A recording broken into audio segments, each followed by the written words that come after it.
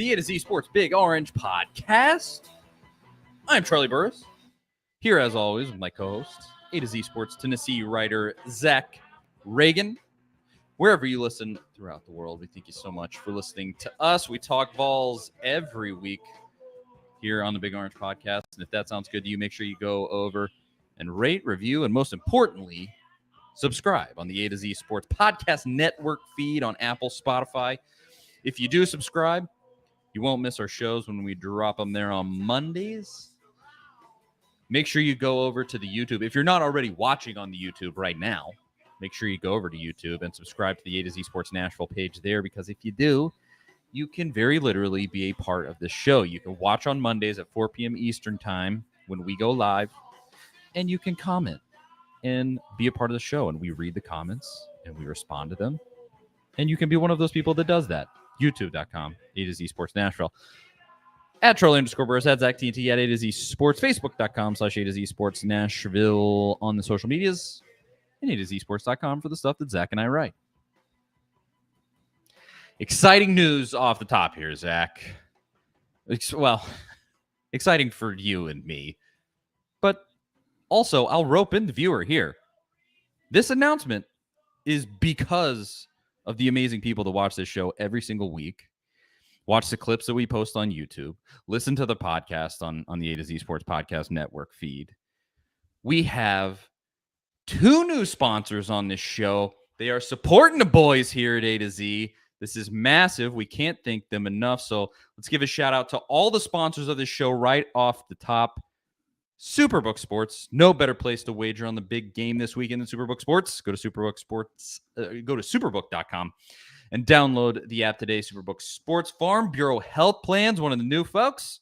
For better coverage, better rates, and better service, go to fbhp.com/ATOZ. That is Farm Bureau Health Plans. And back from football season, Omaha Steaks. Omaha! You can get $30 off your order of perfectly aged steaks, juicy burgers, and decadent desserts with promo code VOLS, V-O-L-S, at Omaha Steaks. Thank you to all of them. And thank you to everybody that listens to and watches this show. We couldn't get those sponsorships without you. All right. So, deal. For today's show, we are going to have to talk about that Auburn-Tennessee basketball game. Look, it's Tennessee sports. We're going to have to talk about it. Did you watch that abomination, Zach? Yeah, that was a tough one to get through, and one that I will never forget. I mean, you think about these basketball games, and we watch so many sporting events, and most of the time that they don't really stick out, especially basketball games. But that one, I'll remember that one for a long time. 46-43. I mean, Tennessee's football game against Alabama had more points in it than that game, and obviously the big story, is the no call at the end. Wendell Green's shot where he wrapped his legs around, the defender. And to anybody complaining about that, I just say, did you really want to see 5 more minutes of that game? I don't think Auburn fans even wanted to sit through 5 more minutes of what we all had to witness on Saturday afternoon. It was a merciful no call. I mean, obviously, I'll give my take on all of that a little later in the show. If you follow me on Twitter, you know what I think of it probably. But I mean, that was I'm fine saying this. I tweeted this, or I texted this to you in Austin already. It was one of the worst basketball games I've ever watched in my entire life. And I'm like, that's not even remotely hyperbole. That was one of the worst basketball games I have ever watched in my entire life.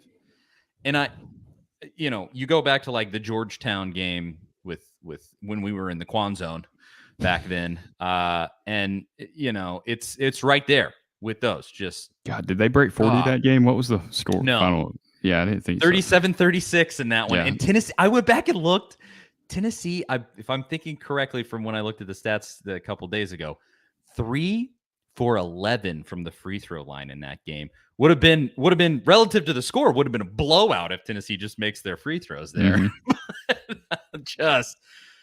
Oh boy, that was terrible. But we're going to cover that basketball game. We're going to talk about Tennessee basketball going forward. But the main thrust of this show is going to be football still. Tennessee finally, we talked about it on last week's show before the hire had been made, but a tight ends coach has come to the University of Tennessee football program, and they went internal to Alec Ablin, who was an offensive what even is the title of the guy? I think he was just an analyst. Analyst, yeah. You got quality control, GAs, but I think he was an analyst. He gets promoted. We're going to give our breakdown of that. Then we're also going to talk about the Senior Bowl that happened. Big day for Darnell Wright. Byron Young was there too, and so was Hendon Hooker. Hendon Hooker mentioned in around the Titans organization. We'll talk about what happened there, and we're also going to have to throw in Alabama football making some, what's the right word? Not so impressive hires, some unimpressive hires from Alabama football. We're going to mock Alabama because that's what we do best, honestly, on this show. We're even better at that than we are about talking about Tennessee sports. But, and then finally, we'll talk about basketball. We're going to throw it in right at the end because, good Lord, that was torture. All right. But before we get into talking about that Tennessee hire, as always, I have to tell you about our amazing sponsors, but this week it's going to be the newest sponsor of this show. Shout out to them, Farm Bureau Health Plans. Farm Bureau Health Plans have been serving Tennesseans for over 75 years. Much has changed in Tennessee over the years, but some has stayed the same. Farm Bureau Health Plans has always valued personal relationships, especially when it comes to good health and good service.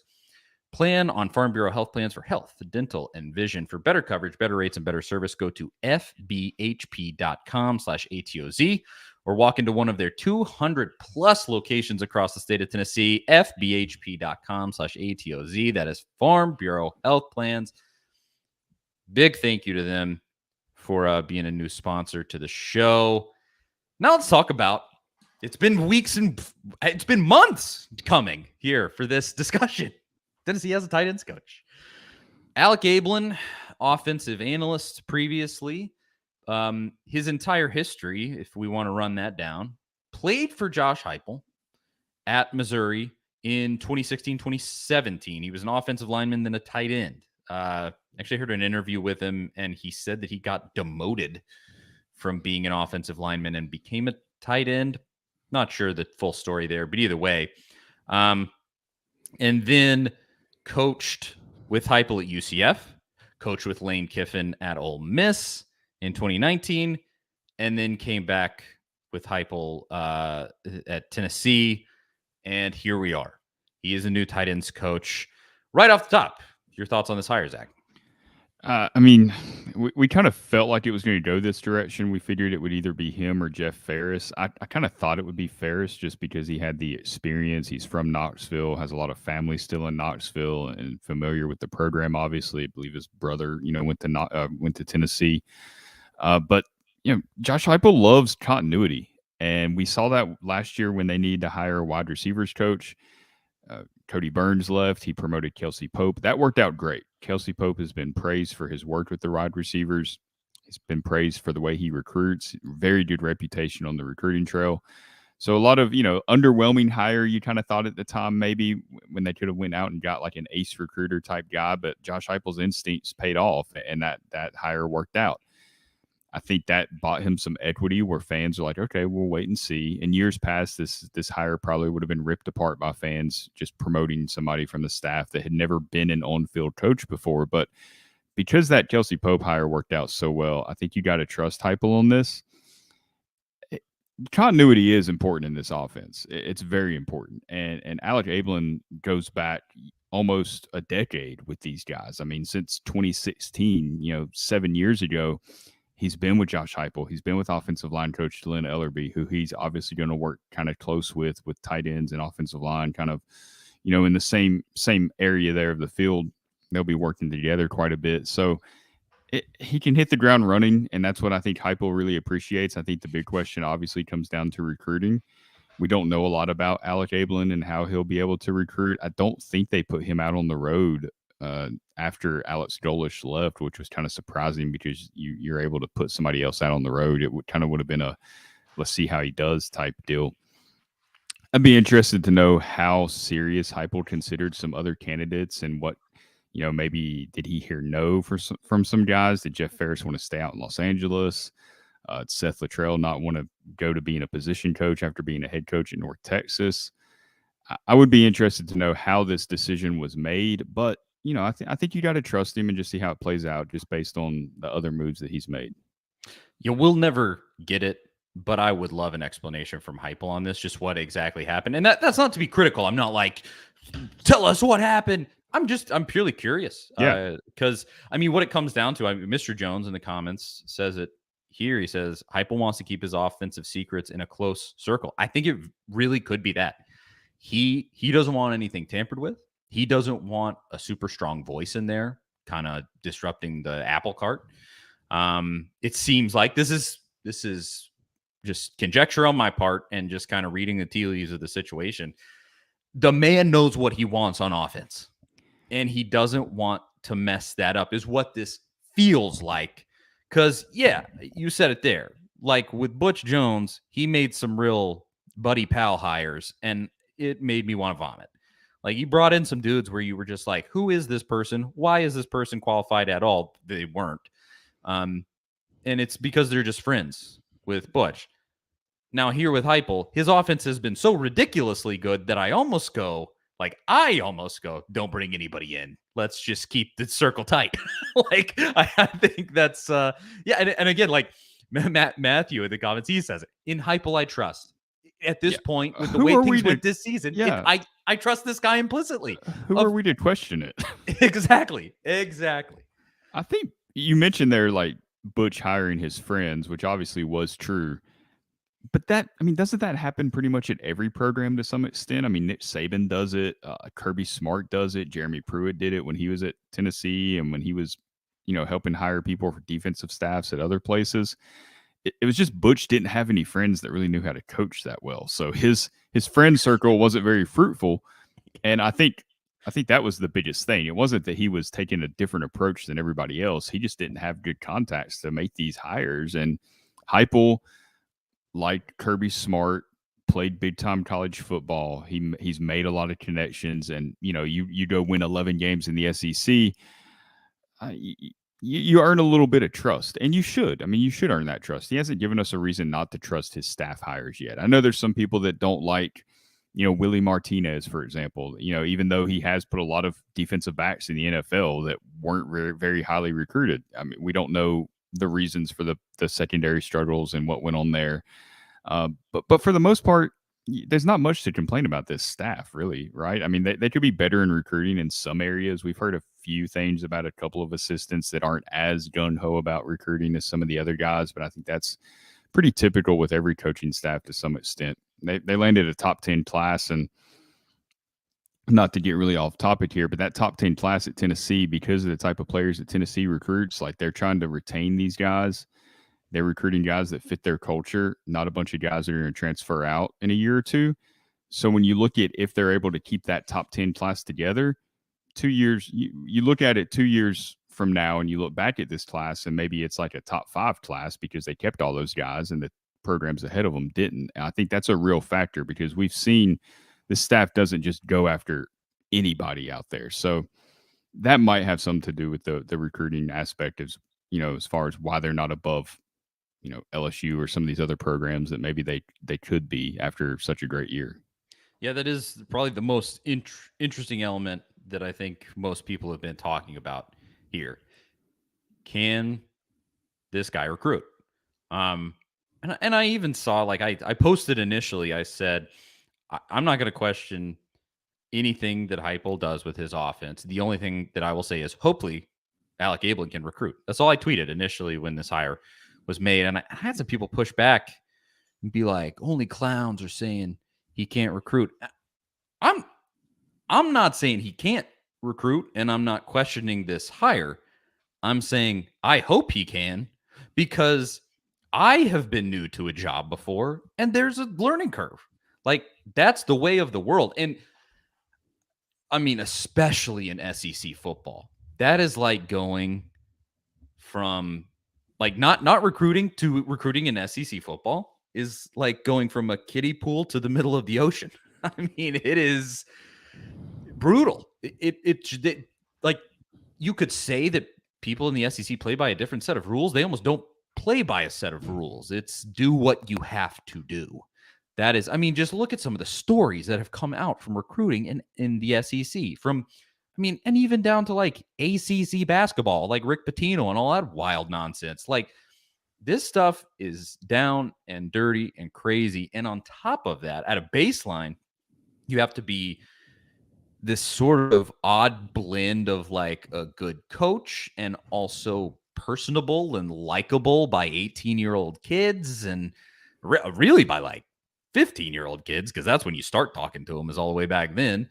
And it's just kind of this odd blend that you have to have. And overriding all of that, you have to be willing to work like an absolute dog. Just wear yourself paper thin, going and hopping on the team plane to go to frickin' Bumtown, wherever, and go talk to these kids. It doesn't matter. You go to the ends of the earth, to wherever they are, and visit them. I mean, we had Matt Ray on from VolQuest this past week. Go listen to that. It was a great interview. And he just talked about the coaches in the last month. It wasn't even the last month, the last week of that serious recruiting period, they went to 11 states in like some short amount of days. I don't remember exactly what he said. The schedule's just insane. And so you have to be this pretty crazy mix of different elements as a coach in SEC football. And not everybody's cut out for it. I sure as hell know I'm not. That's why I'm doing this. And so, I don't think that it's unfair to go like, I hope this guy can handle it, because he just doesn't. He has no history. We haven't seen it. And maybe that's part of the reason why Heupel has went. He's had 2 staff openings since he came at Tennessee, which is really remarkable after 2 years. That as much success as they've had, they've only lost 2 assistant coaches, and both to promotions, not lateral moves. So it wasn't anything negative that happened there. But he's went with youth both times to replace those guys. I mean, Kelsey Pope, a younger guy, Alec Abelin was playing SEC football less than 10 years ago. So they're both fairly young guys in their late 20s, early 30s. Maybe he thinks they'd have the energy to kind of deal with this new college football schedule, because even from the time when Josh Heupel arrived at Tennessee in early 2021, college football has changed so much. I mean, NIL wasn't really what it is now at that point. I mean, Jeremy Pruitt was just getting fired for giving $60,000 to various recruits and players. Whereas if that happened now, there's avenues to distribute that money and to not have to go through all that. So it's changed a ton since he's arrived at Tennessee. And I think maybe we're seeing him adapt to those changes by going younger with some of his staff. As long as they can still coach the position, obviously very important. That's you can do that. I think part of it too, not to harp on the continuity thing, but and we've talked about this before, Tennessee's offense, the up-tempo, we saw it evolve even more this past season, where they're not always going tempo. They'll slow it down at times. They'll go under center at the goal line, and they do all this stuff without making mistakes. I mean, yeah, they have some pre-snap penalties with false starts, but outside of that, you don't see guys not aligned correctly. You don't see a bunch of like illegal men downfield penalties or illegal formation penalties. As much different stuff as they run, everybody's always on the same page, and that's coaching. Like, that's 100% coaching, and that's why this system can't easily be replicated anywhere else. Like, you can say, okay, I want to run Josh Heupel's system at, Kentucky. You got to have people that can coach it, that know what they're doing to be able to run it. It's not like just anybody can say, hey, we're going to run this and then run it the way Tennessee does. Tennessee makes it look easy, but it's definitely not easy at all. So when you're able to bring a guy in that has this much experience in the system, they don't have to worry about teaching him so he can teach the players. He can just pick up, pretty much where Alex Golesh left off as a tight ends coach. I think that's really attractive and important to Josh Heupel. At the same time, I hope he's not afraid to go out and make a hire if he has to, because you're not always going to have that guy that you feel like you can promote. I mean, they're lucky that they had Kelsey Pope. They're lucky if Alec Abelin works out that they had him on staff. Who's the next guy? I think they've got some promising guys on that staff, but you can't always just assume that you're going to be able to promote from within. And sometimes those it's good to have ideas coming from the outside, right? Like, Heupel runs what he runs, and it's effective, but he's evolving.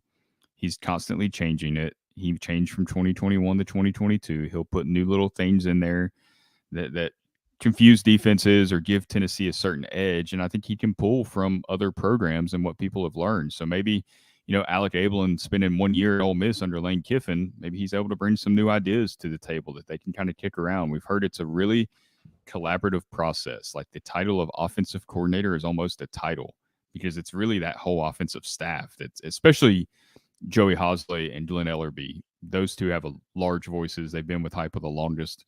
But it's a communication between those three guys and the rest of the staff that's making the offense work. It's not just one singular voice, which is kind of exciting if you think about it. It's different than how a lot of programs do it.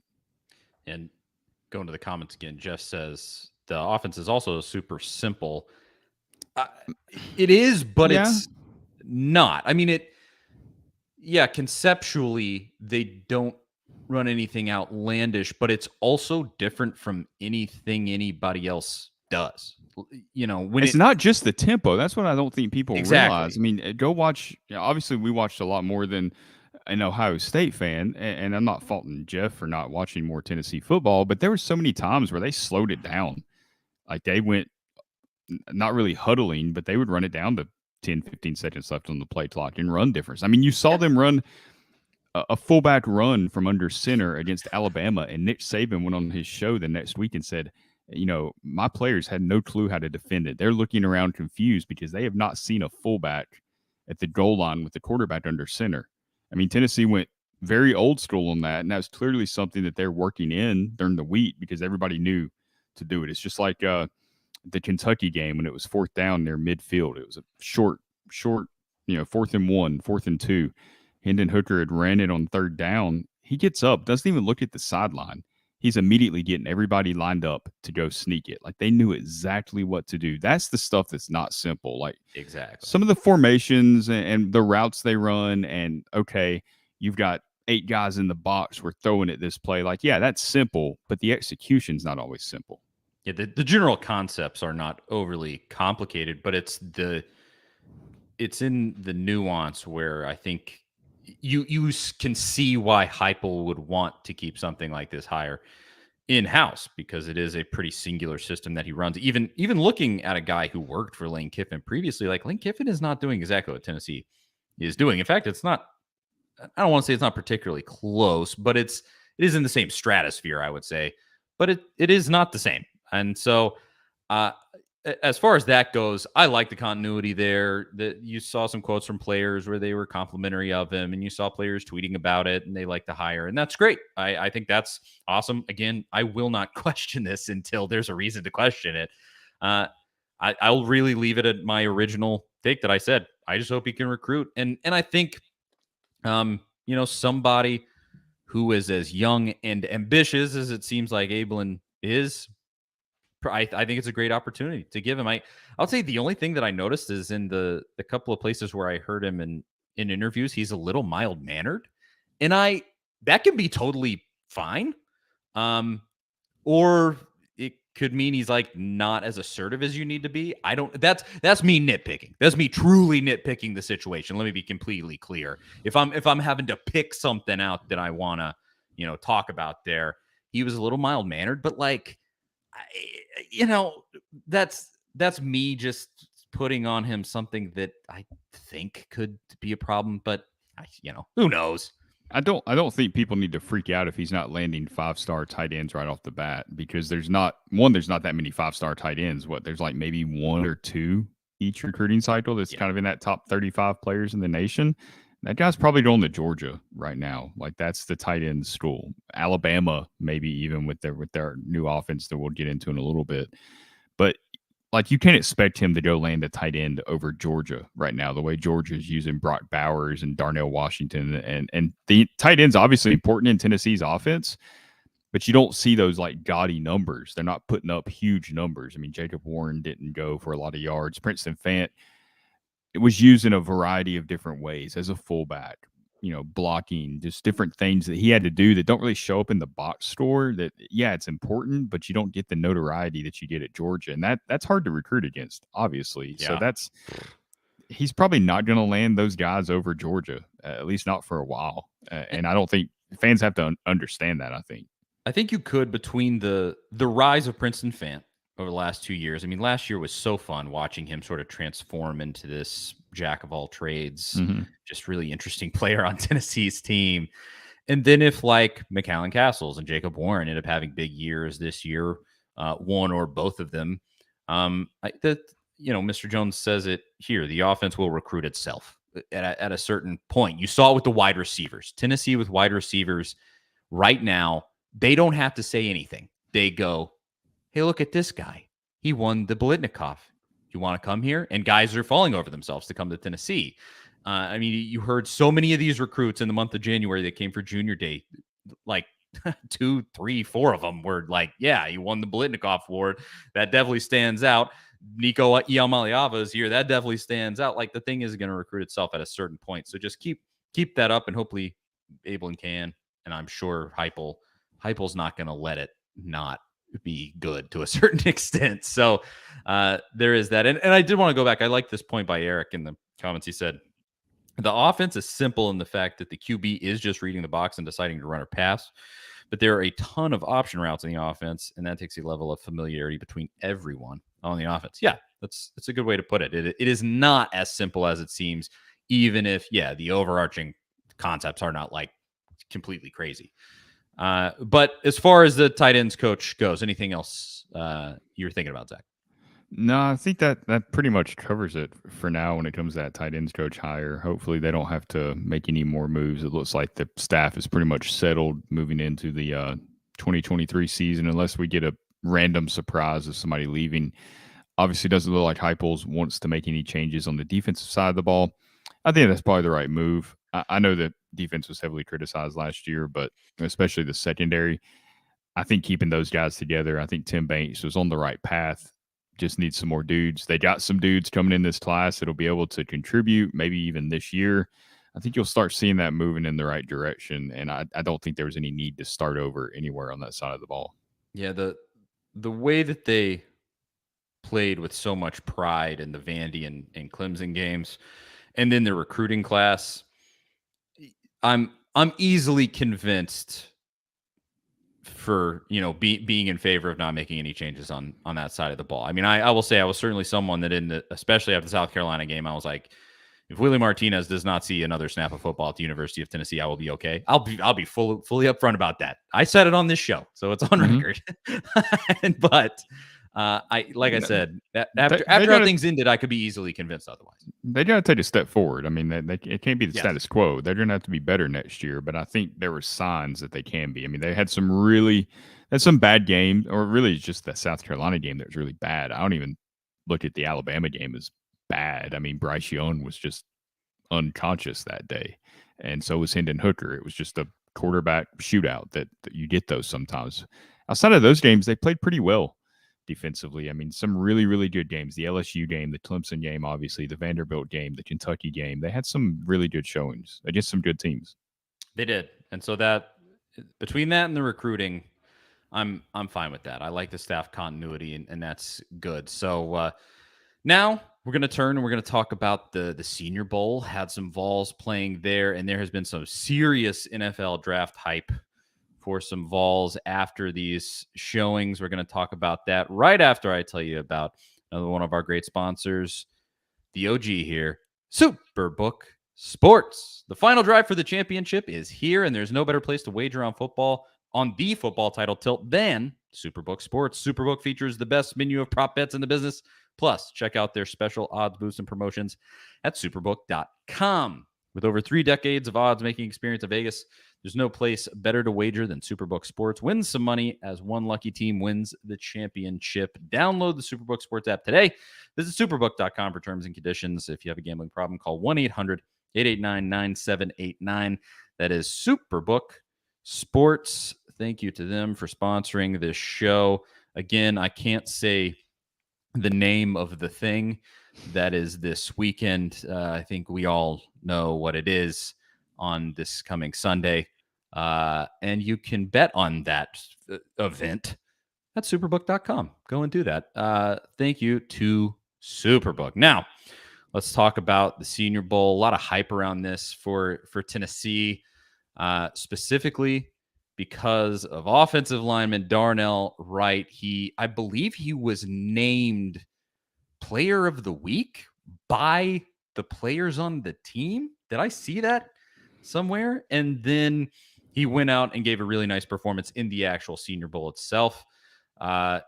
Did you see this? What'd you think? Yeah, I mean, I was keeping up with it pretty much all week. I know we had A to Z Sports had Buck Rising down there, kind of interviewing some of the guys. Talked to Hendon Hooker and Darnell Wright, and even talked to former Vol Eric Gray, who also had quite a week down there at the Senior Bowl. Yeah, I thought Wright was not getting enough draft love before all of this anyway. I mean, after what he did in 2022, playing lights out against Will Anderson, lights out against BJ Ojulari, the LSU game, not allowing a sack all year. How's that guy not a first round pick? I mean, playing against that type of competition at the right tackle position. And you saw him in some mock drafts as a first round pick, but really kind of solidified himself as at least a late first round pick with his Senior Bowl performance. And not a surprise that he was able to do that. Former 5-star guy, definitely lived up to the hype. Had a little bit of a slow start at Tennessee, but wasn't really in the best situation. Josh Heupel and his coaches arrived and really helped him take his play to the next level. And he's a versatile player too. I mean, he can play inside if he has to. I know the Steelers have kind of been looking at him and considered moving him inside at the next level, kind of like, Trey Smith originally was viewed as a tackle and eventually made his way to guard and is really excelling there in the NFL. And he could play on the left side if he needs to. Right tackle is obviously his better position, but he has experience at left tackle if you need him to slide over there in a pinch. So really excited to see where he lands. Somebody's going to be getting a really good player in Darnell Wright. I would love to see Darnell Wright get a good landing spot, because with offensive linemen in the NFL, man, it matters so much what team you're with. If you could put with a team that has a quarterback that stinks, it just makes your job really hard. And vice versa. If you have an offensive line that stinks, being a quarterback in the league is really hard. Sorry to Josh Dobbs at the end of the season there with the Titans. And so I hope he goes somewhere good. The team that gets him, I'm going to say the same stuff I said about Trey Smith when he was going in the league. Whatever team picks Darnell Wright up, just like with Trey Smith and the Chiefs, they're going to get a good one. They're going to end up with a really good dude who I could see maybe landing with the Cincinnati Bengals. I mean, they'll have a late first round pick. Their offensive line, they made some additions. They still kind of need some help there. La'el Collins, I believe, was their right tackle this past season, and he did not really live up to the hype. So that could be a fun landing spot for him, blocking for Joe Burrow and playing alongside Jamar Chase and T. Higgins. Having a good quarterback behind you, good running back, good wide receivers, it just it makes life, all of that together makes life easier for everybody. I think it just seems like they're going to be a stable franchise going forward. So as much as I would love to say, hey, I love when Vols come and play for the Titans, that's not the spot right now. I mean, good Lord knows we desperately need offensive linemen. Don't get me wrong. They're just not in a good position in the draft to take Wright. Exactly. I think he'll be later round, probably taken by one of those teams that got a little further than the Titans. Which is good for him. Good for him, because he'll be on an instant contender, likely. I am hoping with the new GM for the Titans that some better choices are made as far as offensive linemen go. But I don't think it'll be Darnell Wright. But yeah, it was just a great showing, and it was impressive, and I love that. You had Byron Young there also. And he didn't get the player of the week and all of that stuff, but he showed out too. And there's been some nice hype around him. I mean, he just has the look of just like a dude who could really be a solid edge rusher. He just has to harness that and really do it. And his career at Tennessee was a little up and down. He had games where he was the star and he had games where he was nowhere to be found. And so, I think he could. I would say this. I'm pretty much certain with Darnell Wright, somebody's going to get a great choice with him. With Young, he's got to develop. He's got to become that guy. I don't know that I immediately see, and also just being an edge rusher in the NFL. I mean, it's a tough position to play, and offensive linemen are so good in the NFL. to play against. But I could see him being a nice value for somebody. Yeah, for sure. I think he could use a little more size. Unfortunately, I think that's what he's getting dinged for a little bit. But he's very athletic, plays with a high motor. He'll probably go like second, third round, somewhere in that range. And it's really hard to project edge rushers unless you're one of those top guys, like a Myles Garrett type guy. It's really hard to project. I mean, we've seen some really good third, fourth round picks develop into Pro Bowl edge rushers, and we've seen guys bust and never see the field hardly. They're drafted in that range. So it really is a toss up when it comes to drafting an edge rusher like Byron Young. I did want to see, I wonder where some of these services actually have guys stacking up in these drafts. I know Mr. Jones here asked about where's Jalin Hyatt projected to go. Yeah. Seen a lot of late first round, early to mid second round. He's kind of hard to project. I think we'll have a better idea on where he will go after the combine, after they see like his exact measurables as far as height and weight. His 40 time, obviously, if he gets in that 4.2 range, that's really going to, set the hype up for him. He could be one of those guys that he goes and blows everybody away with his 40 time. Maybe he jumps into maybe the top 20 of the draft. I mean, that's certainly possible. We've seen that happen before with wide receivers when they show out at the combine. Cedric Tillman. Well, I was going to say, so I'm just looking at CBS. They have him at 26th overall in the first round. Hyatt. So, yeah. And then, I'm thinking pretty highly of him. Always DDC, you mentioned Cedric Tillman could be a steal for a team in the draft. I think so too. I mean, because of his injury this year, he's really fell off the draft radar for a lot of people. But honestly, I think he'll probably be a better pro player than Jalin Hyatt just because of his skill set. I mean, he's got such good body control. I was watching a lot of his catches from last season in 2021. Just the way he's able to adjust his body to some of those throws looks like an NFL wide receiver. Like that stuff that you don't see a ton in the college game, and he was excellent at it. And he can run. He's vertical. He can get down the field and create some splash plays. He's obviously not nearly as fast as Jalin Hyatt, but he's got good game speed. He's just a smart receiver in general. I mean, we saw some of the routes he ran. I know there's a lot of talk about the routes that Tennessee receivers run, but he had some good ones against Georgia and Kelee Ringo. Kelee Ringo got the best of Tillman a few times. I mean, that's a first-round pick too. They went head-to-head, but Tillman got him a couple of times last year and this year. I was going to talk about something else, but it's a little off point. So you wrote about this, Zach, as far as that goes. Speaking of Tennessee players that might be in this draft, Hendon Hooker was at the Senior Bowl. He was on one of the rosters, but he did not play, obviously, because of that injury, the unfortunate ACL tear.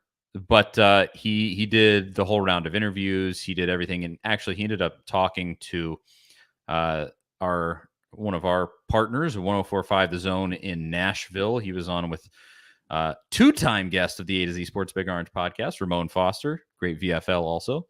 But Ramon, what is it? Ramon, Kalen Will. I don't know which order it goes in, their names. But Hendon Hooker went on that show this week, and he talked about, I think some of the viewers of this show will want to know. He mentioned specifically that he talked to the Titans first out of all of the teams that were there. Do you put any significance on that? Could we see Hendon coming on home?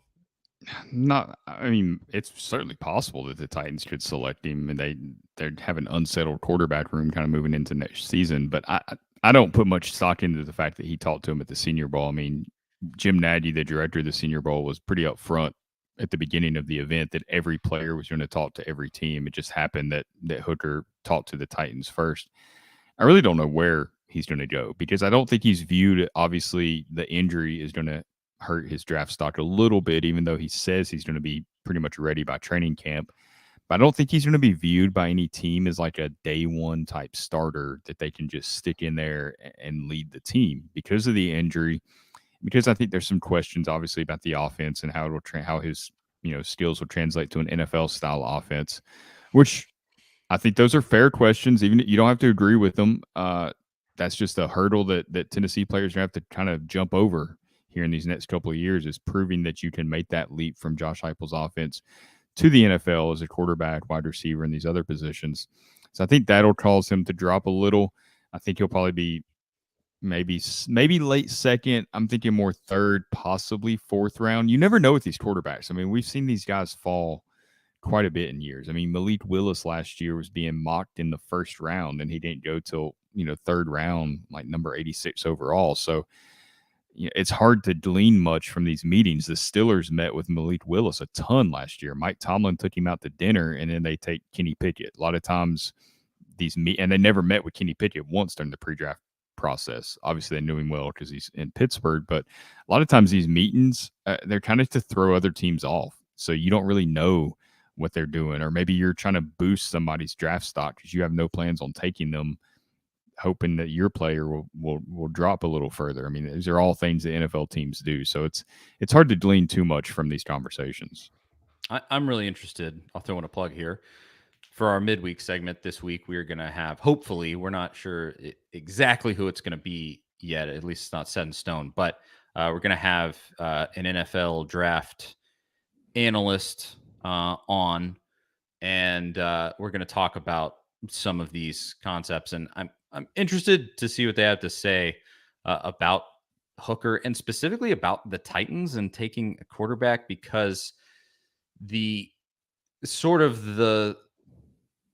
things that I've seen from the Titans, I don't think that's the direction that they're going to go. And it could be what you're saying, where it's just like, hey, let's see how this kid is, go from there. Because the chatter around the Titans has been that they're like looking at maybe trading up for one of the big time quarterbacks, or trading for like one of the geezers, an Aaron Rodgers or somebody. Like they're really weighing all options, because Ryan Tannehill has stunk it up in the last little bit, and has just been injured constantly and things like that. And now they have the new GM, and they could be moving that direction.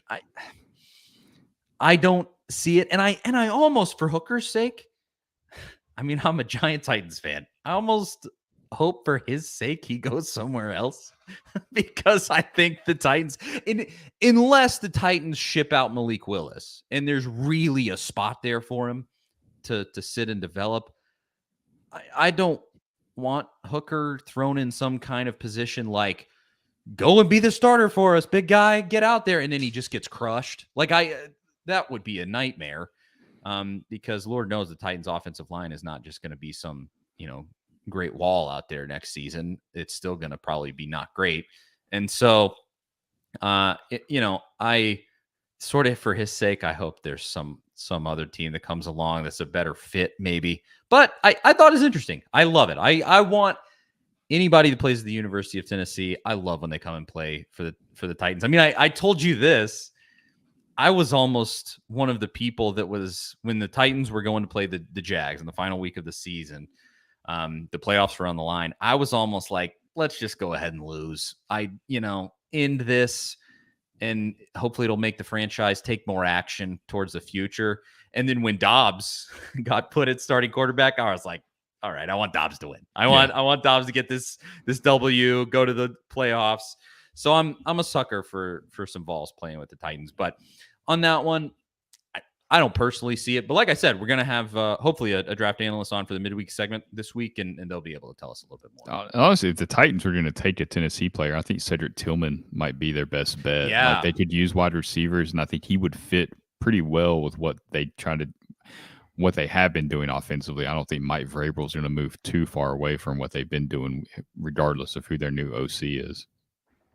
Always DDC says, I'm hearing the Saints are interested in Hendon Hooker. That would be cool. There's a ton of Tennessee players down there. With, Alvin Kamara and Alontae Taylor, who had a great rookie season. Marquez Callaway, shot totals down there as well. Yeah, that would be not too bad. I could root for him there. But otherwise, as far as those senior games go, there were other. I don't know the names of the other ones. There's a bunch of those postseason. Shrine Bowl. That's what it was. Jerome Marvin, I believe, were in that.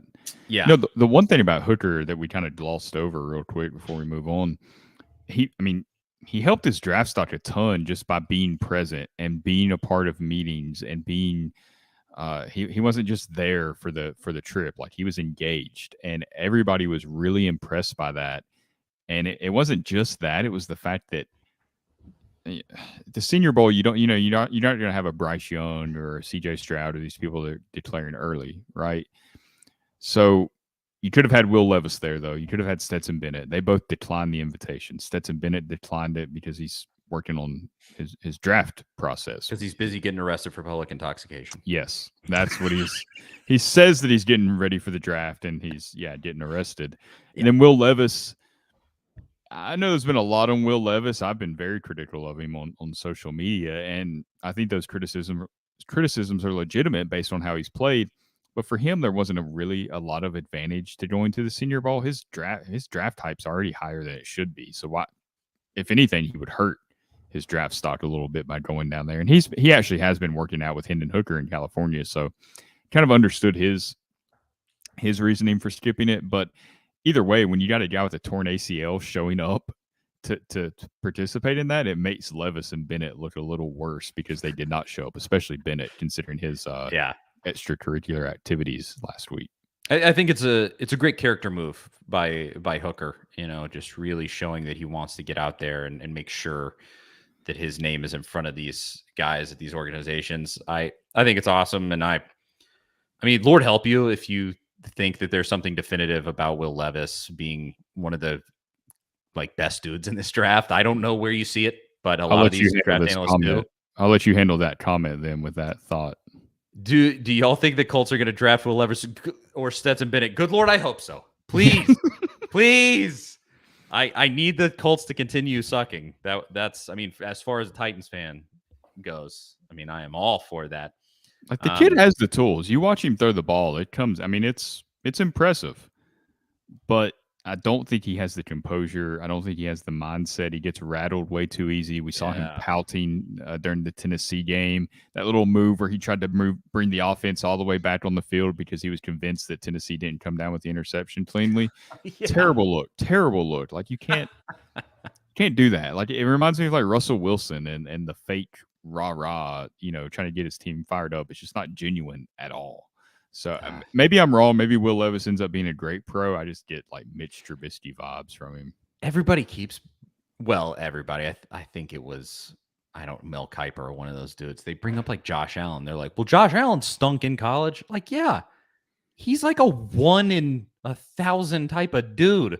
People that stink in college usually stink in the league. He's an exception, not the rule. It's like Nathan Peterman. He's doing in the NFL what he did in college. Exactly. Why is anybody surprised? Anomaly. Yeah. So Eric actually is getting at where I wanted to go here. Are we going to mention Wanya Morris wearing the T on his helmet, fair or foul? We're going to talk about that in just 1 second. But first, we got to have a brand new segment on the show to wrap up this Senior Bowl discussion. That it can be this segment and talking about Wanya Morris wearing the Tennessee T on his helmet along with the Oklahoma symbol there. But brand new segment from our recurring sponsor from the football season, Omaha Steaks. This is going to be a segment called, let me make sure I don't get this wrong, Who's Cooking? Presented by Omaha Steaks, where we're going to talk about who in Tennessee sports is cooking it up this week. I think you may know where we're going with this, but before we get into it, I'll tell you, this Valentine's Day, fall in love with flavor when you save on delectable dishes and tantalizing tastes from Omaha Steaks with their Love at First Bite sale. It's the perfect time to celebrate your better half and bring the steakhouse experience home for Valentine's Day. Go to omahasteaks.com and use promo code VOLS, that is VOLS, at checkout, and you'll get $30 off your order. That's $30 off an endless variety of delicious gourmet foods from perfectly aged and tender steaks, juicy burgers, decadent desserts, and classic comfort meals. Every bite is guaranteed to be perfect and is backed by their 100% satisfaction guarantee. Visit omahasteaks.com and a promo code VOLS at checkout to get $30 off your order today. And let me tell you, they have sent me their stuff. I have eaten a ton of it at this point, was eating it this week, actually, a filet. And it is phenomenal. The quality of what you get from Omaha Steaks is super high, and it comes right to your door. I mean, what more could you ask for? No one comes close to matching the flavor, tenderness, and value of Omaha Steaks. Order today and share a special meal with your special someone. omahasteaks.com, promo code VOLS at checkout for $30 off. Minimum order may be required. That is Omaha Steaks, promo code Vols. Now, who's cooking for us, Zach? I mean, it's a slow time of year for Tennessee sports, even though we could say something about basketball, but there wasn't really anything to say in terms of anybody cooking with the basketball team. So where are we going with this segment, Zach? Yeah, I think it's got to be Darnell Wright this week. I mean, Yeah. I don't think we heard any Tennessee player's name in any sport more this week than we heard Darnell Wright's name for his performance out of the Senior Bowl. Like we said earlier, dude just boosted his draft stock a ton by showing up and showing out down there in Mobile. Really excited for his future. Couldn't have went better for him, and really, really deserving of all the praise that he received. Such a quiet guy. I don't know if you saw him on Ramon, Kayla, and Will. He did an interview after Hendon Hooker, but he's just kind of a meek guy. But man, he is tenacious on the field. I mean, he has seen a lot of the clips of like some of the all 22 angles that people have been tweeting out. Like he gets after it, and he does not like give up on a play. He's prideful too. I don't know if you saw the comment. Hendon Hooker talked about it first, said that Darnell Wright got mad at him because because Hooker got sacked in the Kentucky game, and Darnell Wright felt like Hendon Hooker was to blame for the sack. And it turns out he was. PFF credited Hendon Hooker with the sack because he didn't throw the ball away. But Darnell Wright was very prideful about keeping that 0 sack streak up. So it's a guy that cares about what he does out there on the field and doesn't take any plays off. I love it. He's from the sound of that in particular. It just sounds a lot like just that general mentality from Heupel and his whole crew. It's that sort of just like quiet dog. It's like they don't go out there pounding their chest, but they'll beat your head in if they get the chance. I love that. That's great. And yeah, Darnell, I hope nothing but the best for that kid because he's killed it for Tennessee. Been through a lot. I mean, he had to go through the Jeremy Pruitt era after being such a highly touted recruit and didn't really get off to a great start necessarily, at least not like the 5-star hype start that you would imagine, but really such a strong finish to his career at Tennessee. One of the better offensive linemen Tennessee's had. Yeah, he really brought it down the stretch of his career. It's really cool to see. I did love this comment. Speaking of the Who's Cooking segment, Mr. Jones says, Vols basketball must be cooking with a brick oven. Yeah, that's a great one. Boy. All right, now let's finish the Senior Bowl discussion with this little tidbit. Wanya Morris, speaking of Tennessee offensive lineman, a former Tennessee offensive lineman that transferred out when Pruitt left. He went to Oklahoma. He was one of the guys that Lincoln Riley snatched from Tennessee. And at the Senior Bowl, he wore an Oklahoma helmet, but then also put the power tee on the back of the helmet.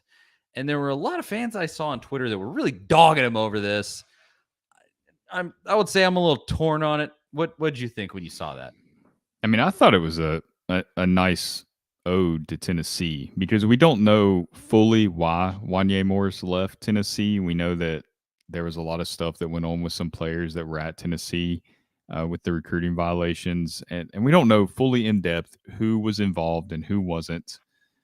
But there have been folks that have insinuated, like Brian Maurer, the former quarterback at Tennessee, I know had a Twitter exchange with some fans not that long ago where he insinuated that it wasn't his choice to leave Tennessee. And he didn't go into details, but he was another one of those that was kind of wrapped up in some of that recruiting stuff that we heard some different things about his level of involvement and all that. So was Morris wrapped up in some of that and didn't have a choice but to leave?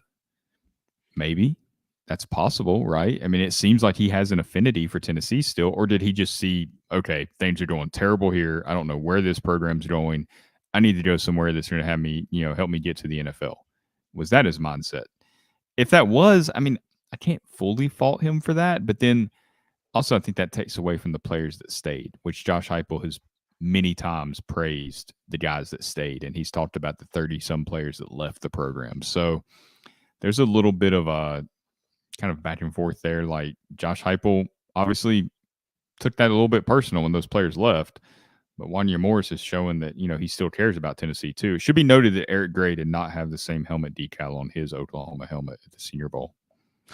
That's true. He did not. I mean, my initial reaction was, no. You don't get to do this.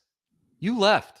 You don't get to come in here and steal the valor of this 11-2 football team. That was my initial reaction. And that could be correct to your point there. That could be correct. But it is that outlying factor that we don't know exactly why he left. If there had been a story where, he had left and been like, F Tennessee, I'm glad I'm leaving, something like that. And then he did this, I would be like, you don't get to do any of this and even act like you were ever affiliated with this school. But there was never any of that. And there was so much fallout from that NCAA nonsense that if he was wrapped up in that and if he himself just felt like, I don't want to get in any trouble, I'm out of here, or if it was the incoming coaches or the administration or anybody that was sort of like, maybe you need to go, I don't know. And that's never, we're not going to know. I'm sure that's going to stay between him and God probably for the rest of time, or until he, becomes like Arian Foster and like goes on a podcast or whatever. But like, we just don't know. And so I'm not gonna rake him over the coals for that. And as much as, like I said, as much as my initial reaction was just to be like, no, you don't get to do that. No. You do have to think it through all the way and kind of go like, okay, maybe the kid didn't want to leave. He still feels a connection to Tennessee. I'm sure he's still friends with dudes. Oh yeah. They're at Tennessee. I guarantee that. And those dudes, like, look, the players, they don't, like, there's some personal stuff sometimes, like Henry Toto with Princeton Fant and all that happened, him kind of making fun of Henry Toto. A lot of those guys are cool with Henry T. I mean, you see him comment on his Instagram post. I mean, they just look at it differently than fans do because they, maybe they look at it more as a business and not a lifetime decision. I don't know. Right or wrong, those guys seem to get along okay with a lot of the guys that left. Not always. Somebody, was it Eric Gray, that tweeted something about Tennessee when he was going over BFL or something, and another player like threw some shade at him for leaving and including that. So everybody feels different. You got a team with 100 and some different players. They're all going to have different takes on this stuff, just like fans. Definitely. Yeah. I mean, for sure, players look at things differently. I mean, you can look at like the interviews with former players that we've had on this show, just their general mentality towards what happens with Tennessee's team. I mean, they don't look at it the same. I mean, I think the prime example is like Jonathan Crompton, a guy who had a rough time at Tennessee and really, the fans were not his biggest fan for a while at Tennessee. And then, his mentality still, even after all of that and everything that happened, the fallout with Kiffin, he's Kiffin's quarterback, and he's a huge Tennessee guy, and he still loves it here, and he still boys with guys from that team. And then also when Tennessee plays football, he's not like a Tennessee fan, just like super nervous, being like, he's cool, calm, and collected, because it's just the way that former players are. It's just hard to think through their lens when you haven't done it. But regardless, I go, the original question was, is that fair or foul? I kind of go like, neither. It's like, I don't love it because he doesn't play for Tennessee, and he didn't play for Tennessee in this 11-2 season. But also, I'm not going to rake him over the coals. So hopefully that fence writing answer doesn't piss anybody off, but it's how I feel. What do you think about, I think this can be part of this discussion real quick then.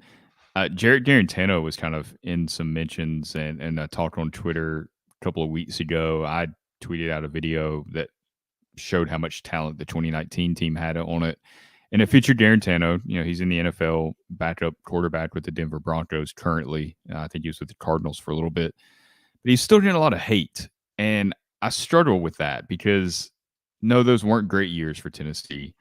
Yeah, Guarantano did some things that weren't great, like the goal line, going rogue on the goal line against Alabama.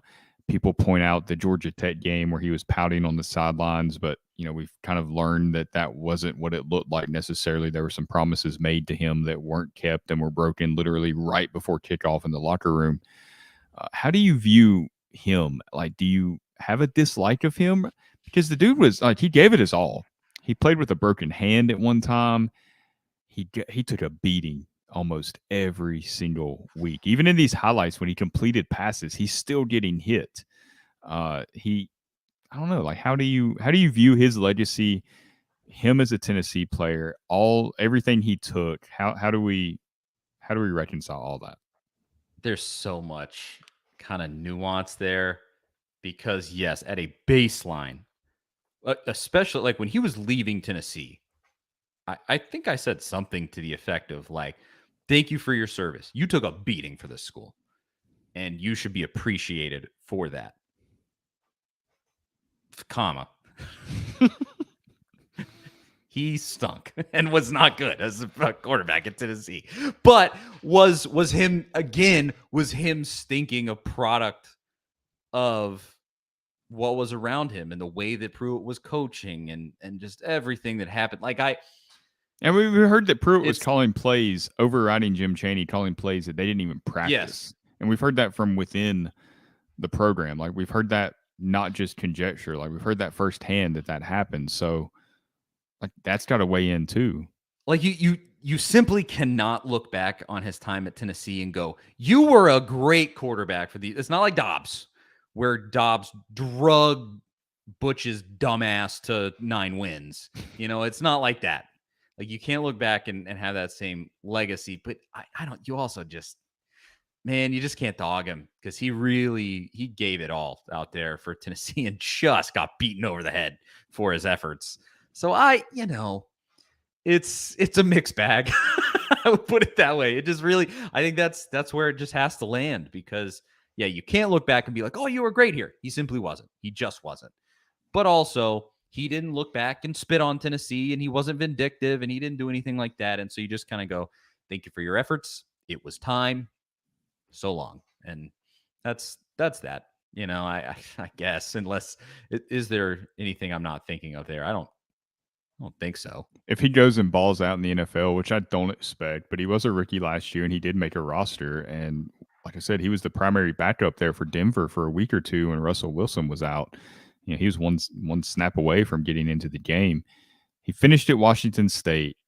If he goes and he becomes a starter, is he a former Vol? I mean, he barely played at Washington State because he was hurt. There's no way they can claim him. To me, yeah, he didn't play really. Like he got hurt like right off the bat. Yeah. See, that's tough because he did leave, but then he didn't play at the next school because it's not like Jalen Hurts with Oklahoma where he went like made the playoff and did the whole thing. This debate's going to rage every single year because of the portal. Like there's going to be guys like this constantly. Like Virginia, like if Hendon Hooker goes and has a great career in the NFL, Virginia Tech fans would be like, yeah, he's a former Virginia Tech player. I mean, I even saw a USC Twitter account posting about Velus Jones. I saw this. And Velus quoted it with a, go big orange because he made his mark at Tennessee. He didn't really do much at USC. If not for Tennessee, he's not a second round pick in the NFL. Yeah, absolutely not. It's a conversation that means absolutely nothing because it's all subjective and it doesn't really matter, but it is interesting how these conversations keep popping up and everybody from Patrick Mahomes to Joe Burrow and gets to comment on it and has their take on it. Yeah, poor JG. It was unfortunate how that went down, but regardless, let's finish the football talk before we finish the whole show with basketball talk. I'm putting it off as long as possible. Alabama this week, they have an opening at offensive coordinator and defensive coordinator. They made both hires this week. At offensive coordinator, they grabbed Tommy Rees from Notre Dame, a Notre Dame alum, which that was probably the most interesting part of that whole thing. A real stalwart Notre Dame guy. And then that's their offensive coordinator. And then a defensive coordinator, they went, it was, I was thinking too much about Tommy Rees. They hired Kevin Steele. Gosh, I couldn't think of his name. I was like, he's a former Tennessee guy. I know that much. I was going to let you go for a few more seconds, but I know. I just anyway, Kevin Steele. I just couldn't think of his name. I was thinking of background. Former Tennessee, or a Tennessee alum, former Tennessee staffer, a former Auburn staffer, a former Clemson staffer, a Clemson defensive coordinator. He's been everywhere. Yeah, he has been a real journeyman. But famously at Clemson was the defensive coordinator when Clemson got beat like 70-30, and then he got fired like the day after. Is this a sign that Alabama, because in this process, let's go back. In this process, Alabama tried to hire some people and got rejected. Specifically, the offensive coordinator at Washington. Is Saban losing his touch a little bit? Is this a discussion where we're kind of like all the people that throughout the years they've been like the dynasty is over, and then they're wrong every single year? Is that what we're about to do here? Probably. I mean, I'm not ready to say that the dynasty is over by any means, but I think you're seeing the rest of college football start to catch up to him a little bit. Like even the games they didn't lose last year were close. And I think you're starting to see him fall into like, okay, what am I comfortable with? Where he's not wanting to evolve as much. I mean, you hire Kevin Steele. It's a guy it was his first DC at Alabama. And I think he was backed later on in some sort of, off the field role. It's not, I mean, Kevin Steele is not a guy that's ever really put down roots anywhere. He's constantly on the move, never really seems to have a home for a long time. People think that he was part of the reason Gus Malzahn got fired, that he was kind of had a mutiny there and overthrew Gus Malzahn in hopes of getting the job, and some boosters wanted him. So, I think that's part of the reason that Josh Heupel never really considered keeping him on staff when he was hired, among other reasons. So it's a really interesting hire, but it really is just like, okay, this is going to be Nick Saban's defense. Like he's just going to run what Nick Saban wants to run. Like there's not going to be any evolution or anything new. It's just going to be the old school Kevin Steele, Nick Saban type defense. And offensively, Tommy Rees, I mean, I don't know how to evaluate that guy because Notre Dame didn't really have good quarterback play last year, but the offense wasn't great. Notre Dame fans don't seem that sad that he's leaving. So I don't really know how to view that either. Brian Kelly didn't bring him to Baton Rouge. I think he might have tried, but I'm not really sure the whole extent of that.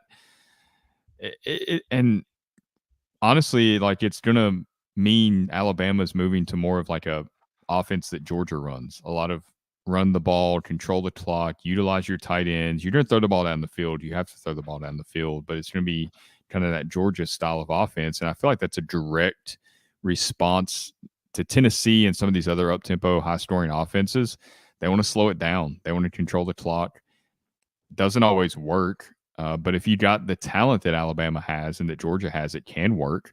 But like Saban's never done that before. He's never moved backwards like into something that he used to do, and that's what he feels like he's doing with both of these hires. And usually when a coach starts doing that, that's when I'm like, okay, they're losing a little bit of what made them so great, because Saban's ability to stay ahead of everybody else, unlike Les Miles and some of these other guys that were winning championships when he was winning championships in the early mid 2000s, they didn't evolve. They kind of took this path. So I'm not saying that that's what's going to happen at Alabama. I don't know. I mean, I shouldn't doubt Nick Saban. None of us really should, because he continues to win.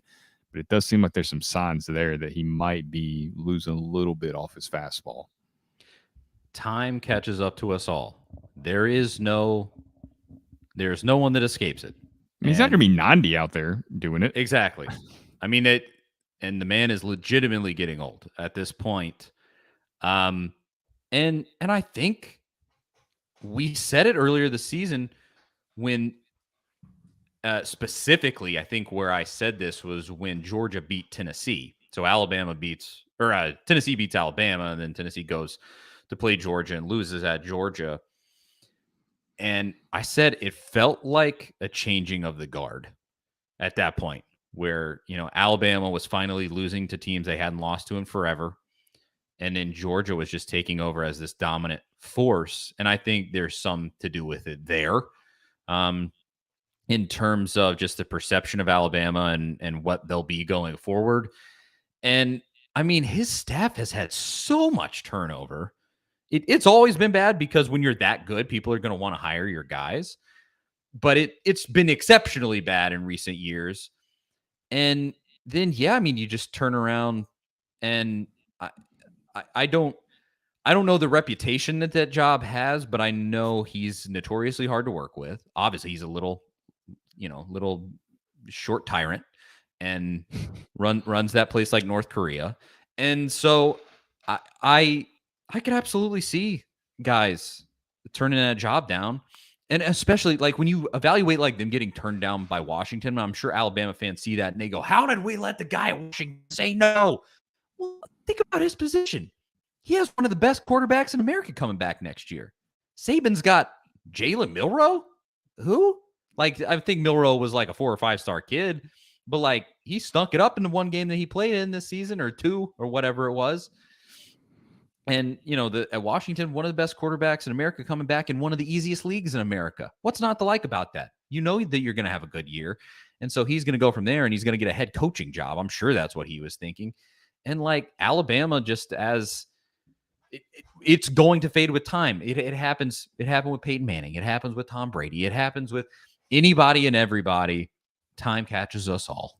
And maybe this is that. I don't know. Maybe Saban's got a late career resurgence in him here. They had the number 1 recruiting class in America this season, so God knows.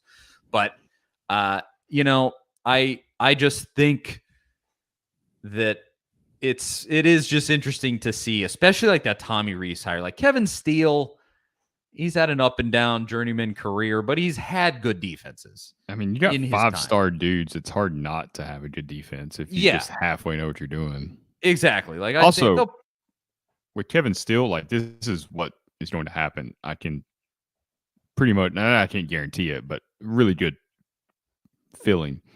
This is like a 1-year placeholder deal until he can hire Jeremy Pruitt next offseason. Exactly. That's exactly what it is. He wanted the word out of all of that was he wanted Pruitt back and he couldn't. I don't think that, you know, there was something with the NCAA deal or whatever that probably held all that back. But they don't know his penalties will be yet. It'll be clear this time a year from now. And Pruitt would crawl through a pit of lava to get back to Alabama. So, but with Tommy Rees, I mean, that guy, I looked back at the stats. Notre Dame during his time from 2020 to 2022 took them from number 20 in 2022 to number 45 in terms of overall offense in America. And then this past year, they were number 60. Like progressively worse throughout every single year. And nothing was ever particularly remarkable. And then this season, they lost to Marshall. And they just, you know, I don't see anything with that guy. He's not doing anything revolutionary. He's not like a Lane Kiffin where he's like pushing the envelope or anything like that. It's not some cool, like I could have seen like a Jeff Lebby, somebody like that, where you go like, okay, let's get more into this spread offense. But there were rumors that they were interested in Lebby early on, and Lebby was not interested at all, which kind of made me think. I don't know if that's true or not. I mean, that's just rumors. They never interviewed. There was no real report connecting them. But if that is true, that means that Saban was considering that route for his offense, and that didn't work out. So he's going this way, you know, with Rees, where it's like this, you know, multiple tight ends, run the ball more, get bigger, ground and pound, just kind of exert your will on people. Like that's what Alabama is going to try to move to. I don't know, like that. Georgia had, you know, just a really talented offensive line. Stetson Bennett played out of his mind, above his talent level. You had some receivers that, I mean, the scheme worked. Todd Monken's a good offensive coordinator. He schemed it up pretty well for what he had. I'm not sure that that's going to be easily, you know, replicated at Alabama with Tommy Rees. I just don't. I mean, maybe it is. Maybe we're totally wrong about this and it goes beautifully for them. But it seems like Saban wasn't really sure what he wanted to do. And over this last 2 years, like his teams haven't been as crisp. They haven't been as well coached. We saw in the Tennessee game, like they lost that game because of the mistakes that they made, self-imposed mistakes. So many. I mean, that's like Tennessee was the more disciplined team in that matchup. And that's something that you've never been able to say about a Nick Saban team ever. So I don't know if it's just the style of player with the NIL era, like his style of coaching just isn't going to work. I think that could be part of it. And that could eventually be an issue at Georgia as well. I think Kirby Smart's kind of recruiting the right guys to fit his culture down there, which is a very odd culture. But I think it's worth watching at Alabama. I can't say that it's the end of this dynasty or anything like that. That would be foolish to say that. But it certainly feels like it could be. I always am so cautious to say that. Because it just, Obviously, it's bit so many people through But the years. it But will happen. It will. It will at Just some look at the point. Patriots. Patriots are no more. Yeah. It'll end at some point, and Alabama fans will be forced to remember what it was like before Saban showed up. Most of them, I remember. A lot of them are too young to even recall that Alabama sucked back then.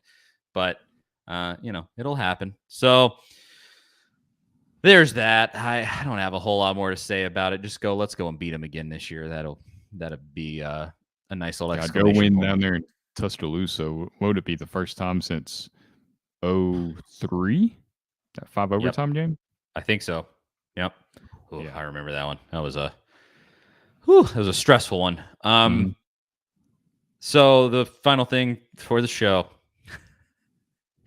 got to talk about it. Tennessee, Auburn, 46-43. The Vols is the right word to say the Vols won. It didn't feel like it, but they did. The W is in the win column for the Tennessee Volunteers.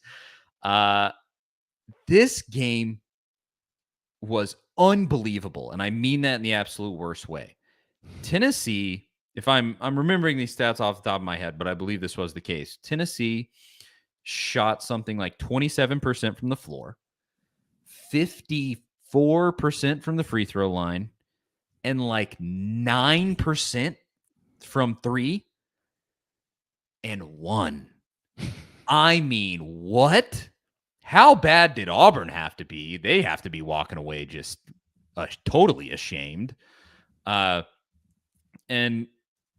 this obviously comes after Tennessee went and laid a big fat egg at Florida and got beat by a not very good Florida team. And, here's the tough thing. I mean, we had this discussion last week that maybe this defense that Tennessee plays, if they can find the consistent offense, they haven't done that. They hadn't done it yet. If they could find the consistent offense, it's a Final Four team, period. I mean, it just is when you look at the way that this team plays defense. But not only did they not find consistent offense, they found an offense that was historically bad. I saw a stat that said that game between Auburn and Tennessee was the lowest scoring game between two ranked SEC teams since 1949. 74 years. I mean, hello, somebody. What are we doing?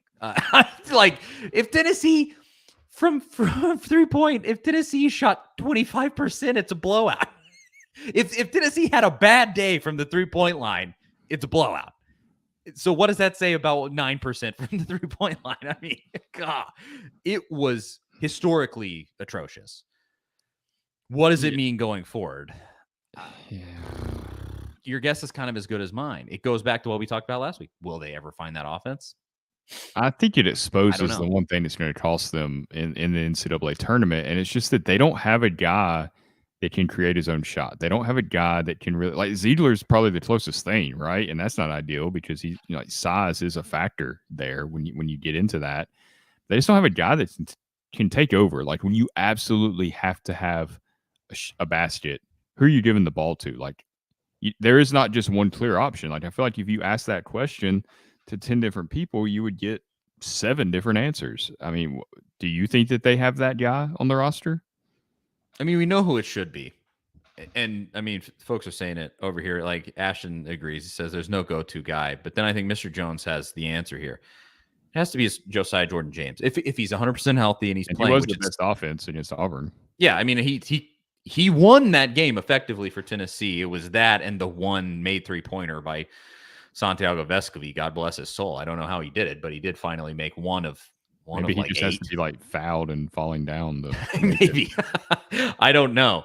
But it needs to be Triple J, followed by, and then Ashton says, Phillips, Julian Phillips. I mean, it needs to be somebody like that. Julian Phillips is just not ready.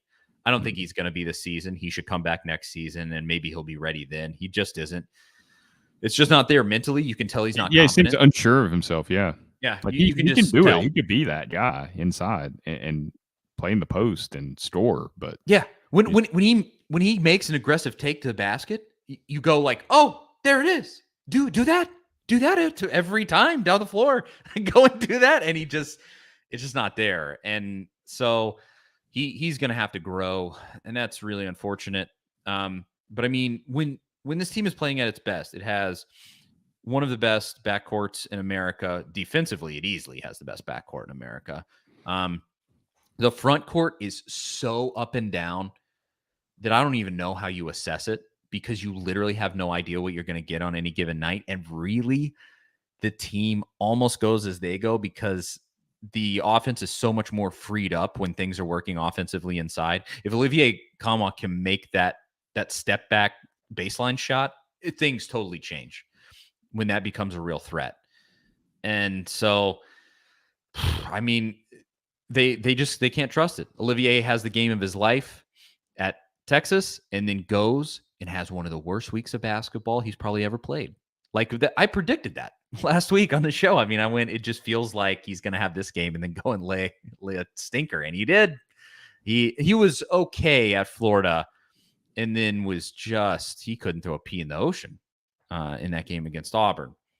So, I mean, the bottom line is this: you don't need to talk circles around it. I don't think you have to score the basketball to win, and they don't know how. I wish I could put it a kinder way, but unless they figure it out, this is going to be another good regular season disappointment in the postseason.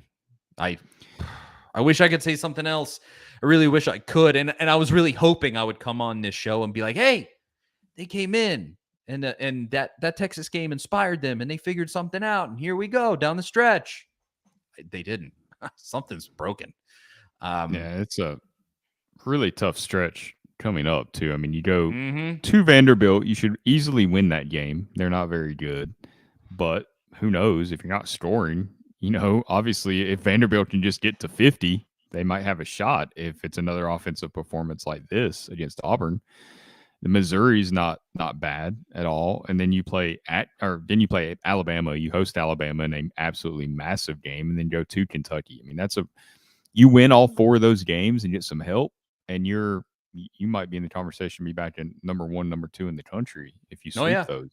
You go like 1-3 or 2-2, and you're outside the top 15 probably. Yeah, you're talking about a 4 seed at that point probably for Tennessee. So I think this is a really important stretch coming up. You have to win both games this week. That's not even in question. At Vandy, Mizzou at home. Neither of these teams are particularly good. Mizzou is, I would say, fun. They have Kobe Brown. They're capable of winning that game, though, I think. But it's in Thompson Bowling. You better win that game. Yeah. But that tough stretch, I mean, it's going to say a lot about this team. I don't know what it is about these Barnes teams. Well, this is a good question for you to take here. Mr. Jones asked, does the offense suffer because the defense takes so much energy and effort out? Because they do play at such a different level than a lot of teams. There has been talk throughout the years that Barnes has been here, and this keeps happening, that he practices his team so hard. And I've been to a lot of Barnes practices when I used to be media. He does. That's 100% true. He practices his guys really hard. Did they get worn down by the end of the season? I mean, their stamina is unbelievable in a general sense. You look at them at the beginning of a season, and they are running circles around every team they play. But that game is a really good example of that. They gave really amazing effort on the defensive end, and then when they came down on offense, they just looked anemic. So I don't know. I think it's more of a confidence thing than it is a like tired thing. Like, there is just not a single guy on this team that wants to take a shot. It just isn't there. Like, it is sometimes Josiah Jordan-James. It's a lot of times Zakai Ziegler. But in that game, he was 0 for 10 from the floor. Yeah. Zakai Ziegler couldn't make anything. And so you just can't have a game where everybody's off. How is that even possible? How has Tennessee had that many games, as deep as this team is, where literally every player on the floor can't make a shot? How is that even possible? It's stunning, some of the performances that they've had. That Colorado game, that Florida game, this one against Auburn. And they've even won some of them. The Maryland game was that, and Tennessee found a way. The Auburn game was that, and Tennessee found a way. The defense does carry them to a certain extent. But I mean, good Lord, folks, what are we doing in some of these games? So I wanted to be having that conversation so badly that they had figured something out, that some switch had flipped, and it not only did that not happen, but things actually got worse. I think the good news hate is, this conversation. Yeah. It is one we've been having. We've been doing this show for 3 years now, and it feels like we've been having this similar conversation the entire time. And once again, I think something I've said every February is it doesn't matter a whole lot as long as you're one of those top 2, 3, maybe 4 seeds. If you can get hot at the right time, you can still make a run. Like, it's still all there for this team to go get to a Final Four. Like, I still think they're just as capable as I thought they were, after they beat Texas. They're still the same team. They just can't afford to have these performances. And ultimately, I do think that's what will keep them from the Final Four. But, they still have it there in front of them. They can still do it. They can still get there. I mean, this team shot 70% from the floor against Mississippi State and then 27% against Auburn. I mean, it just is unconscionable. But even this take, I mean, I love Mr. Jones. He's the ultimate optimist. He said, "We won, though." That's absolutely true. Yeah, and you especially celebrate against Bruce Pearl. Yes, a win over Bruce is incredible because screw that guy. I know a lot of people still like him. I don't. I think that's starting to flip a little. I hope so. Screw that guy. It's always great to beat Bruce. And finally, you've won the last 2 against him, and that's a nice little turn of events. But I also go, like, one of the biggest pushbacks that I always get when I bring up any criticism of Tennessee's basketball team is that the real smart guys in the room, they always go, "Well, you've never watched college basketball, clearly. This happens every week. Well, who cares? It's just a loss at whatever." Well, first of all, you can't have that. That's generally true. Mid-season losses absolutely happen. That one at Florida, like if that game was in a vacuum, like Alabama's game at Oklahoma, that game in a vacuum, you go, everybody just had an off night and you stunk it up. But that's about the only game Alabama's had like that this whole season. Maybe against UConn earlier in the year, they got blown out. But they really haven't done that much. But when it's happening in this recurring way, you have to notice that. And then you can't have your cake and eat it too. That is true. Mid-season losses happen. But then you can't turn around and be like, you really need to be appreciative of this win. Well, I thought things in the middle of the season didn't matter. So they'll cut around and be like, yeah, a win in the middle of the season is nice, but it's a mid-season win. What really matters is the postseason win. That's where you have, and that's why I said at the beginning of this year, Barnes winning the SEC tournament got a lot of equity with me. That let out the slack line a lot because I was just like, finally, they did something in the postseason. Holy hell, I can't believe it. Like, it was incredible. And then they go the next week and they blow it at the tournament. I mean, it was just too perfect.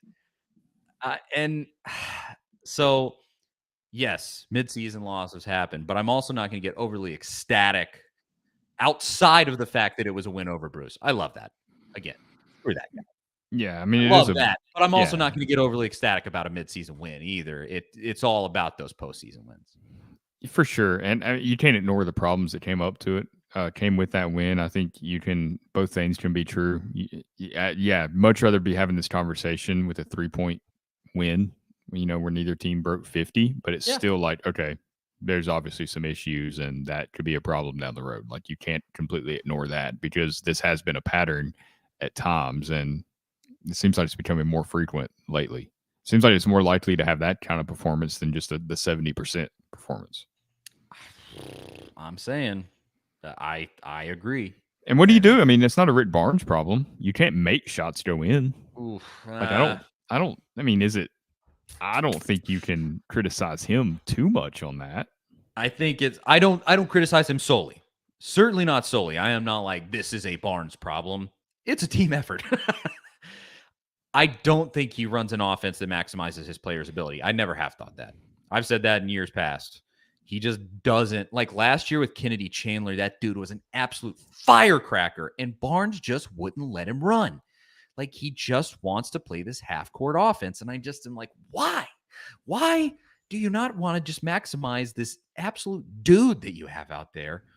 And, there's just some stuff like that where you look and I'm not sure that he's maximizing the players that he has, but also, yeah, I mean, the players are culpable. they're the ones chucking up the shots out there, going 0 for 10, 1 for 6, whatever it is. At the end of the day, the offense, a decent amount of the time, can spring guys open like a Vescovi, and like against Auburn, he was just bricking wide open shots. Tyreek Key in that game, I don't know what's going on with that guy. Total head case. I mean, he had a shot where there was not a soul within 10 feet of him and just clanged it off the rim. Like, what do you even say about that? Yeah, that is not Barnes' fault at all. He's wide open, and that man came here to shoot the basketball. That was his entire function, and he can't do it. So what do you even do? So I do, yes, like I said, it's a team effort. I don't give anybody a pass. But God, please don't do this. Don't do this. Like, that's my take at the end of that conversation. Don't do this. You're so good. Like, that's why I hate it so much. You're the number 6 team in America. That's amazing. Think back to when we were watching freaking Buzzball, when we were watching Konzo. What you would have given to be the number 6 team in America. Like, I would have given my left arm.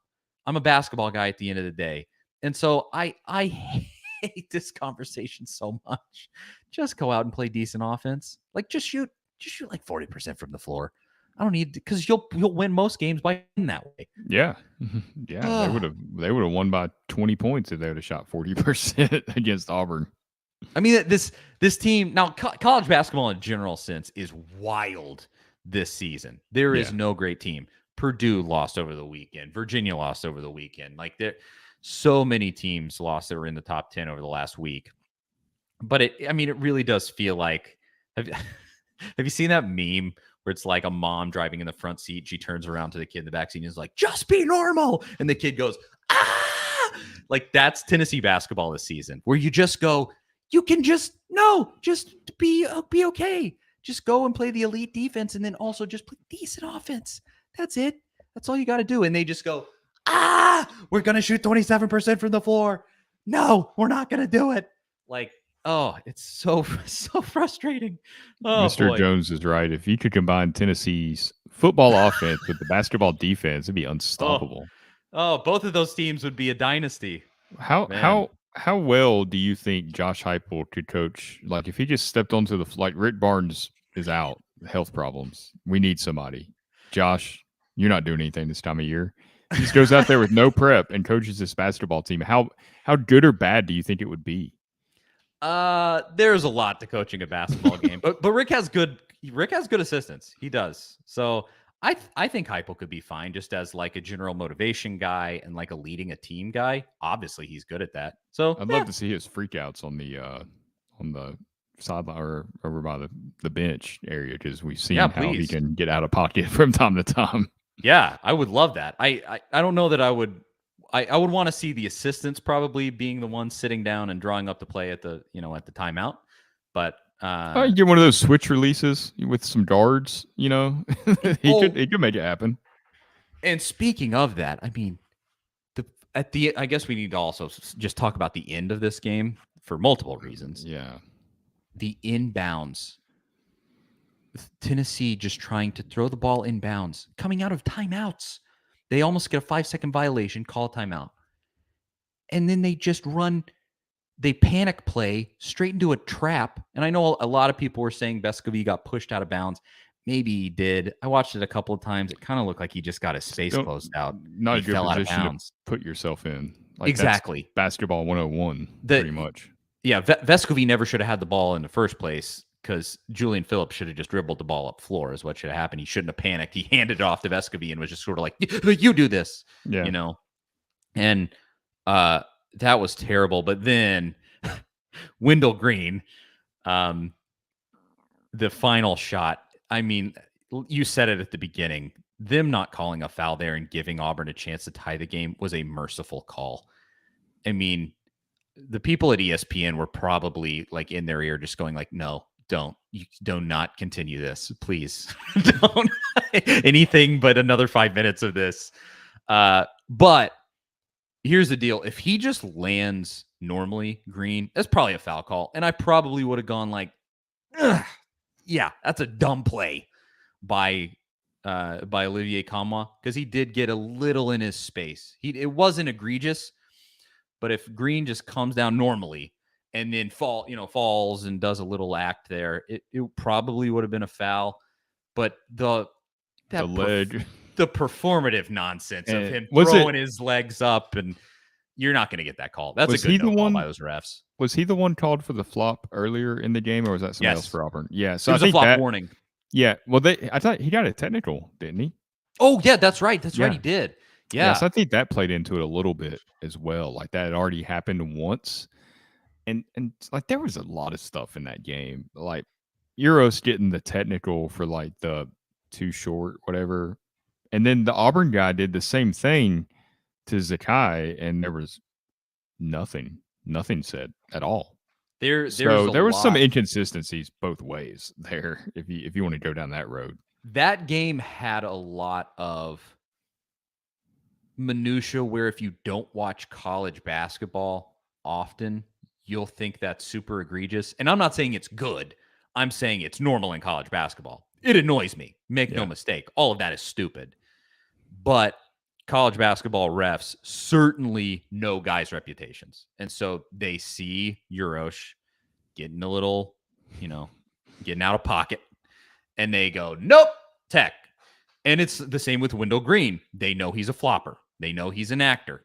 They get him earlier, and they're not going to give him the benefit of the doubt on that final play. So, like, there's a little bit there where somebody who just wants straight up officiating, this is terrible. I mean, the way things are done in college basketball is stupid. I mean, having a reputation. No, just call the game the way it's supposed to be called. That's dumb. But that's just how college basketball goes. Guys have reputations, and they're going to get called within the context of their reputation. Wendell Green's a flopper. He flopped like crazy on that last play, so he doesn't get the call. And to me, in the context of a college basketball game, it's a good no call. I mean, it just is what it is. Was it a foul by Olivier Nkamhoua with a regular up and down shot? Probably, but it's not, because he flopped like crazy and made himself look like an idiot. So there's that. Anything else, Zach, for the good folks at home? We're going long on this one. Somebody said that Uros is like Vol Twitter.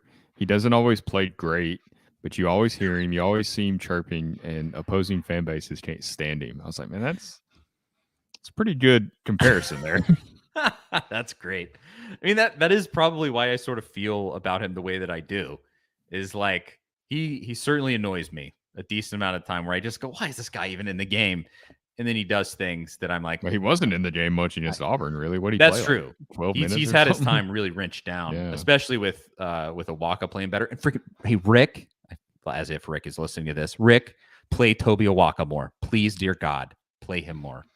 But yeah, with Uros, I like the antics until they bite him in the butt. Yeah, I love the antics. Give me all the antics, but that can come back to bite you at times, and it has. But that's part of sports.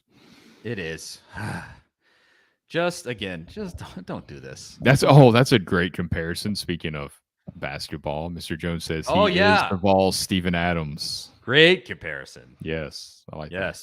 Probably not as consequential to the team as it appears Steven Adams is to the Grizzlies, but dude, they're burning right now. Yeah, they're sucking it up. Lost like 6 of the last 7 or something.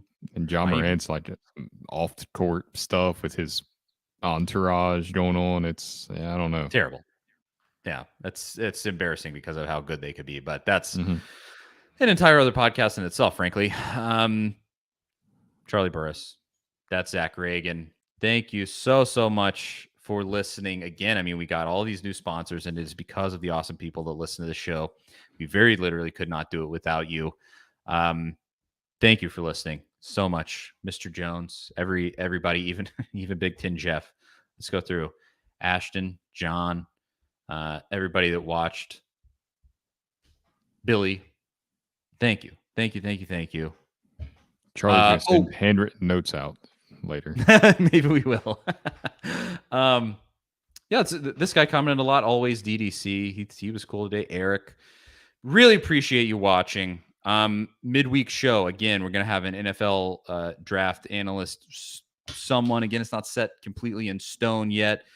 And so watch out for it. So subscribe on YouTube to the A to Z Sports Nashville channel and make sure that you don't miss that, because we're going to get into Tennessee's draft prospects and talk about all of that. Should be awesome. Really appreciate it again. See you the midweek segment.